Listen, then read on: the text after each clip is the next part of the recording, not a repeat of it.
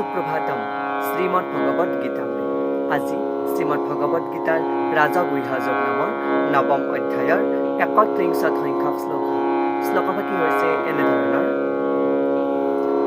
ক্ষিপ্ৰং ভৱতি ধৰ্মাত্মা শশ্বাচ্ছান্তি নিগশ্যতি কৌন্তেয় प्रतिजानीहि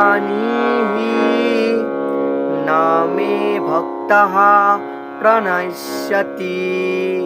এই বিশিষ্ট শ্লোকভাগীৰ বক্তা হৈছে শ্ৰীমদ্ ভগৱত শ্ৰীকৃষ্ণ। শ্লোকভাগীৰ অসমীয়া অৰ্থ হৈছে এনেধৰণৰ: তেওঁ শীঘ্ৰে ধৰ্মাত্মা হৈ পৰে আৰু স্থায়ী শান্তি লাভ কৰে। হে কৌন্তেয় অথবা কুন্তীপুত্ৰ অৰ্জুন, তুমি এই বুলি দৃঢ়তাৰে ঘোষণা কৰা যে মোৰ ভক্তৰ বিনাশ নহয় বুলি কোৱা প্ৰসংগত ভগৱান শ্ৰীকৃষ্ণই সখা অৰ্জুনৰ আগত পূৰ্বৱৰ্তী শ্লোকৰ প্ৰসংগক্ৰমে উক্ত শ্লোকভাগীৰ অৱতাৰণা কৰিছে। পূৰ্বৱৰ্তী শ্লোকত উল্লেখ কৰিছিল যে যদি কোনো পৰম দুৰাচাৰীয়ে অনন্যভাৱে মোক ভক্তি কৰিবলৈ লয় তেতিয়া তেওঁ সাধু বুলিয়েই ধৰি ল'ব লাগিব, কাৰণ তেওঁ ভালদৰে একাগ্ৰতাৰ ভাৱ অৱলম্বন কৰিছে বুলি কৈছিল।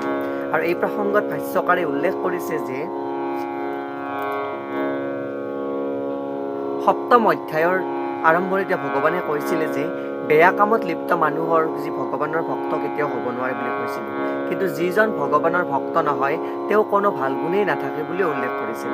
আৰু তেনেহ'লে এই প্ৰশ্ন থাকি যায় যে কোনোবাই যদি ইচ্ছা কৰিয়েই হওক বা ঘটনাক্ৰমেই হওক বেয়া কাম কৰে তেনেহ'লে তেওঁ কেনেকৈ শুদ্ধ ভক্ত হ'ব পাৰে।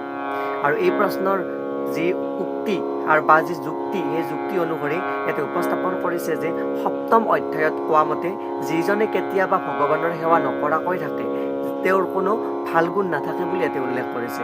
আৰু এই ক্ষেত্ৰত শ্ৰীমদ্ ভগৱত গীতাৰ উপস্থাপন কৰিছে যে সাধাৰণতে যিজন ভক্তই যি উল্লেখিত নৱধা ভক্তি, সেই নৱধা ভক্তিৰ দ্বাৰাই যদি লিপ্ত হৈ থাকে তেওঁ জড়কুলুকতাৰ পৰা আঁতৰি গৈ চিত্ত শুদ্ধ হোৱাৰ প্ৰক্ৰিয়া আৰম্ভ হৈ পৰে আৰু তেওঁ পৰমেশ্বৰৰ ভগৱানক হৃদয়ত স্থান দি তেওঁ সকলো পৰ্যায়ৰ যি কৃতিত্ব সেই কৃতিত্ব সাধিবলৈ সক্ষম হয় আৰু নৱধা ভক্তিৰ দ্বাৰাই তেওঁৰ জড়কুলুকতা নাশ হ'বলৈ সক্ষম হয় আৰু তাৰ দ্বাৰাই তেওঁৰ যি পাপ আৰু পংকিলতাৰ স্বভাৱ সেই ধুই নিকা হৈ পৰে ভগৱানৰ শুদ্ধ চিন্তাই।